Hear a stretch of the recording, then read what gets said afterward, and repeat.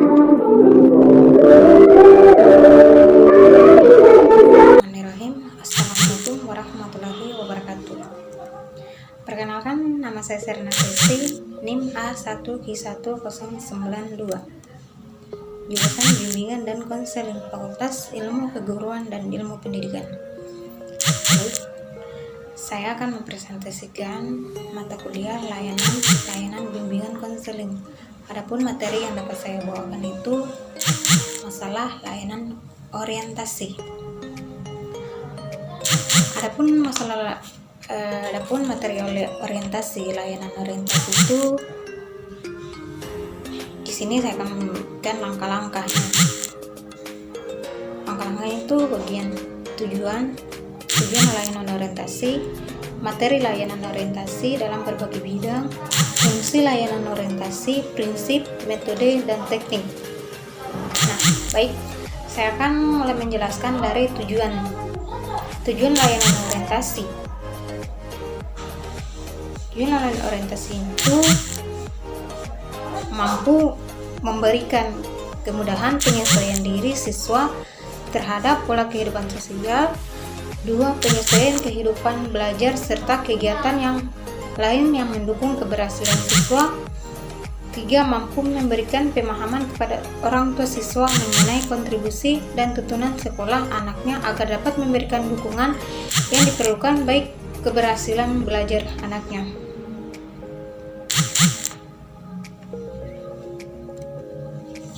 Kemudian materi umum layanan orientasi itu terdapat 3 bagian. 1. Orientasi umum sekolah yang dimasuki. 2. Orientasi kelas baru dan semester baru. 3. Orientasi kelas terakhir dan semester terakhir.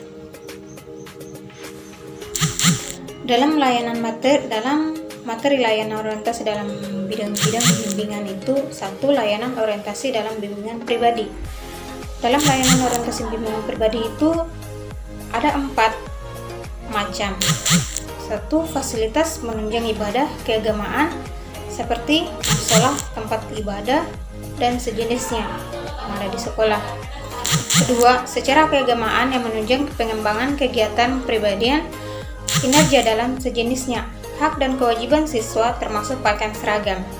Bentuk pelayanan BK dalam membantu siswa mengenal kemampuan, bakat, minat, dan cita-cita, serta usaha mengatasi berbagai permasalahan pribadi yang ditemui.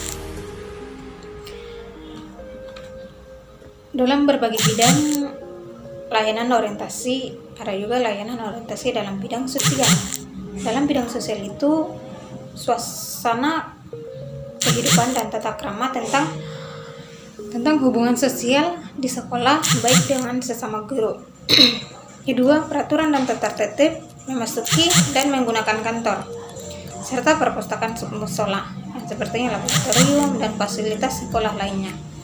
Kemudian lingkungan sosial itu masyarakat sekitar sekolah dengan berbagai bentuk tuntunan pergaulan kebiasaan masyarakatnya. Wadah yang di sekolah yang dapat membantu dan meningkatkan seperti pengembangan hubungan sosial siswa seperti OSIS, Pramuka, KS, SNN, dan sejenisnya.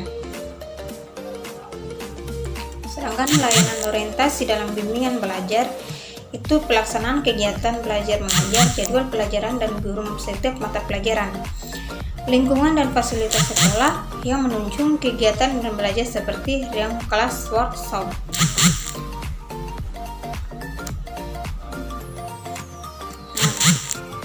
Yang layanan terakhir itu masalah orientasi dalam bimbingan karir. Ini yang terpenting dalam pelayanan orientasi. Dalam pelayanan bimbingan itu harus menemukan karir. Nah, seperti peranan BK serta pelajaran karir di sekolah. Kemudian pelaksanaan bimbingan karir untuk siswa sesuai dengan jenjang pendidikannya. Nah, berbagai karir itu apa sajakah yang dapat dia lakukan dalam melakukan bimbingan itu? Dalam melakukan suatu orientasi. Nah, sementara itu ketiga ini fungsi layanan orientasi.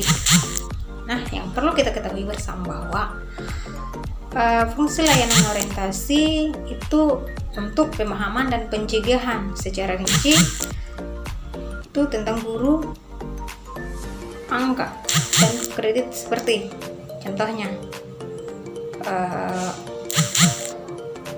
Contohnya itu seperti pelayanan dalam belajar mengajar atau pelayanan dalam sekolah dan mengantisipasi dalam lingkungan berbagai sekolah. Sementara fungsi layanan orientasi itu ada 5.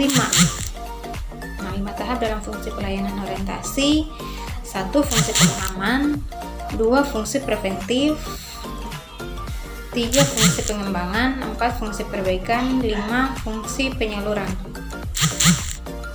Dalam layanan fungsi orientasi itu berbagai macam fungsi dan masih banyak lagi, yang dapat saya hanya sebutkan itu hanya 5. Dalam penjelasan pada fungsi pemahaman itu, bimbingan yang membantu peserta didik siswa agar memiliki pemahaman terhadap dirinya, seperti mengajar dalam kelas, harus ada pembimbing, dan masih banyak lainnya. Dan itu harus betul-betul membimbing dan pelayanannya harus baik. Dan siswa dapat mampu menceritakan apa masalah dalam dirinya. Kedua, fungsi preventif, yaitu yang berkaitan dengan upaya konselor untuk senantiasa mengantisipasi berbagai masalah yang terjadi dan berupaya untuk mencegahnya. Nah, seperti ada siswa melakukan kerusuhan dalam kelas dan antar pelajar, melakukan kerusuhan antar pelajar atau antar siswa, dan masih banyak lainnya. Itu mengantisipasi berbagai masalah seperti pencegahan kerusakan dalam kelas, berbagai macam, itu seperti mencegah dalam kelas dan masalah dalam guru. Itu harus dalam bimbingan konseling atau dalam pelayanan itu harus baik, dan harus siswa juga dapat menceritakan masalah-masalah yang terjadi dalam lingkungannya kepada guru BK atau orang tua siswa. Dalam sekolah pribadi itu, mahasiswa atau siswa juga dapat menceritakan masalah kepada guru BK dan mencari solusi untuk jalan keluar masalah tersebut. Nah, ketiga, fungsi pengembangan. Fungsi pengembangan itu yang sifatnya lebih proaktif dan fungsi-fungsi lainnya. Konselor senantiasa berupaya untuk menciptakan lingkungan belajar yang kondusif yang memfasilitasi perkembangan siswa.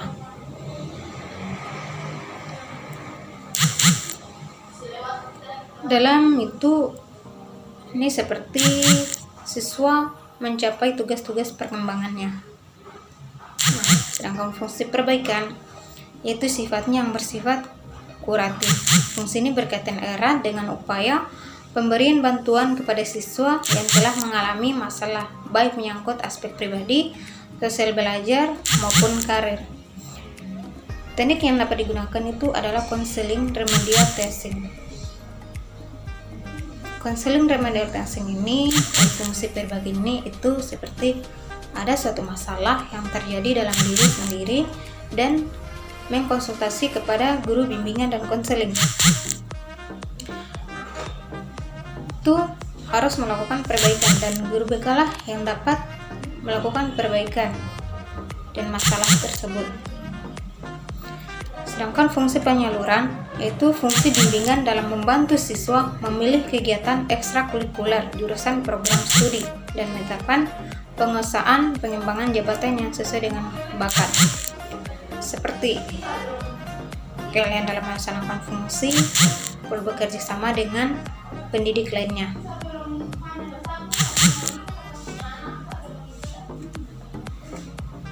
ada fungsi pelayanan orientasi. Itu selain fungsi pelayanan orientasi, ada juga prinsip pelayanan orientasi. Nah, ini yang paling penting dalam pelayanan itu prinsip dasar. Prinsip merupakan kaidah yang perlu selalu diperhatikan dalam menyelenggarakan pelayanan konseling. Nah, fungsinya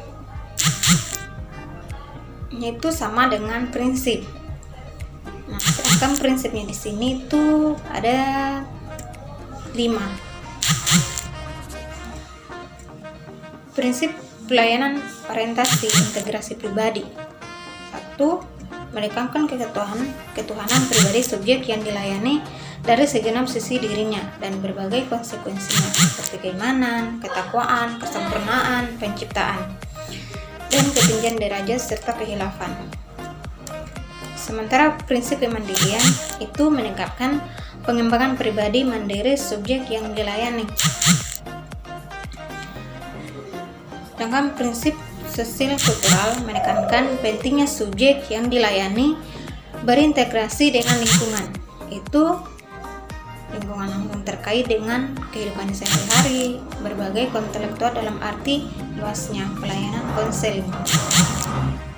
Prinsip pembelajaran menekankan bahwa layanan konseling adalah proses pembelajaran subjek yang dilayani menjalani proses pembelajaran untuk memperoleh hasil belajar yang terbaik.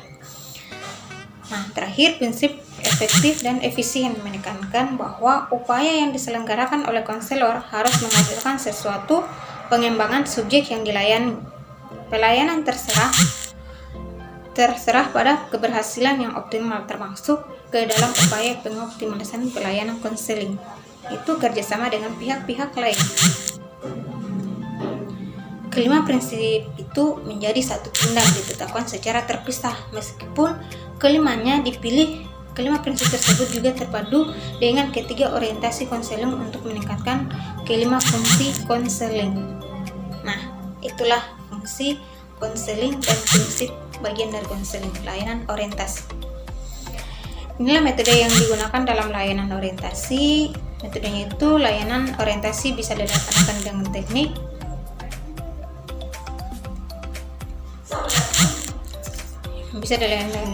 itu 1. Penyajian, yaitu melalui ceramah, tanya jawab, dan diskusi. Pengamatan, yaitu melalui langsung objek-objek terkait dengan isi layanan.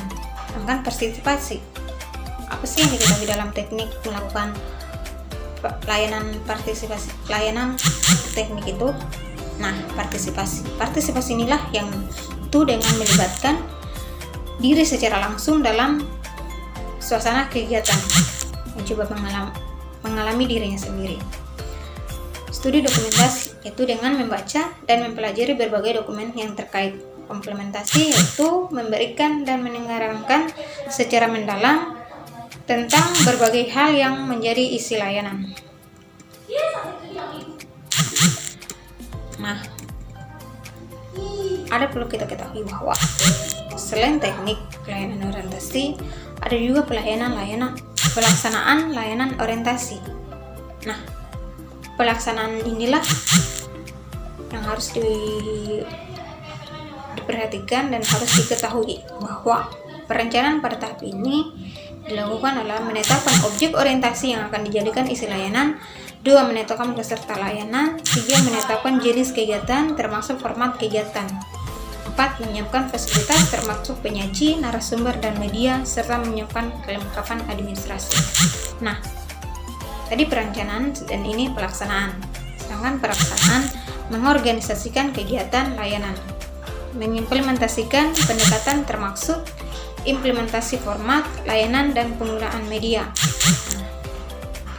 Sedangkan evaluasi menetapkan materi evaluasi, menetapkan prosedur, menyusun instrumen, mengimplementasikan instrumen, mengolah hasil aplikasi instrumen. Nah, sementara analisis, evaluasi, menetapkan standar analisis, melakukan analisis, dan menafsirkan analisis. Nah, tadi yang terakhir itu teknik. Dalam layanan orientasi bisa dilaksanakan dengan teknik, itu penyajian, pengamatan, partisipasi, serta studi dokumentasi. Nah, sama dengan metode tadi, hanya penjelasan dari teknik dan metode itu berbeda.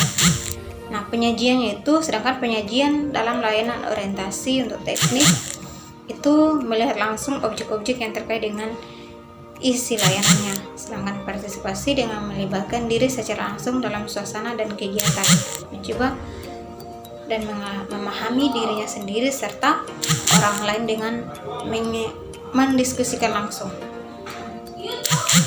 Sedangkan studi dokumentasi itu dengan membaca dan mempelajari berbagai dokumen yang terkait. Komplementasi itu dengan memikirkan dan menentukan secara mendalam. Nah, adapun teknik dalam pelayanan orientasi, kita ketahui juga bahwa dalam layanan orientasi itu memerlukan materi kegiatan. Menurut Soekardi, materi kegiatan layanan ini menyangkut pengenalan itu satu, pengenalan lingkungan dan fasilitas sekolah, peraturan dan hak serta kewajiban siswa, organisasi dan wadah-wadah yang dapat membantu serta meningkatkan hubungan sosial siswa, kurikulum dengan seluruh aspek-aspeknya, serta peranan kegiatan bimbingan karir dan pelayanan bimbingan konseling dalam membantu segala jenis masalah. Sedangkan kegiatan yang mendukung itu pelayanan orientasi, aplikasi implementasi, 2 himpunan data, 3 konferensi kasus, 4 kunjungan rumah, 5 alih tangan kasus. Nah, itulah materi yang dapat saya bawakan. Baik dan kurangnya mohon dimaafkan.